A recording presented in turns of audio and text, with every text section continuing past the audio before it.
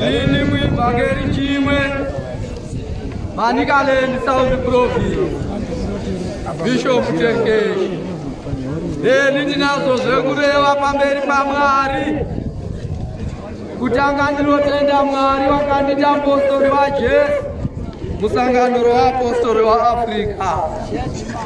Ndasumuka kupupurira ivhangeri yakatumirwa muranda waMwari Pauro Maja weAfrica wakatumwa pamazano ekuisa muzoro dzavanotenda. Ndakarota musi weSande Mauro, Sande yadarika takaswera tiri musowe pamutare kuManicaland gomo reChristmas pasi. Mauro ndarara kumba ndakarota paita hondo pakati pedu naSatani.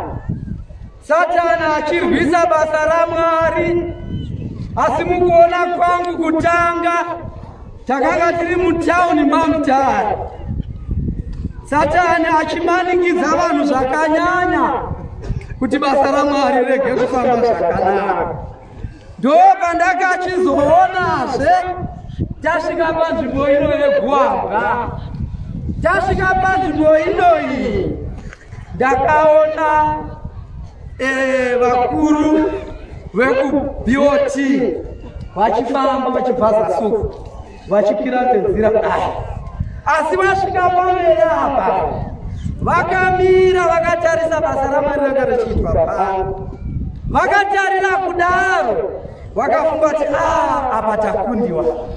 Zvakanaka kuti tipime tichiisa nyonga pakati pavatendi.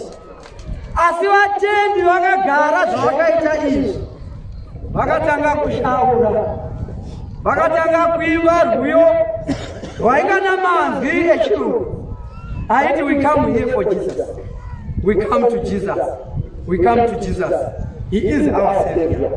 We come to Jesus, we come to Jesus, he is our Savior. We come for Jesus, we come for Jesus, he is our Master. Nechemunenga pamusoro pepuripita pakabuda manzwi akanga achidaira achiti, these are my angels, these are my angels, I am their Savior.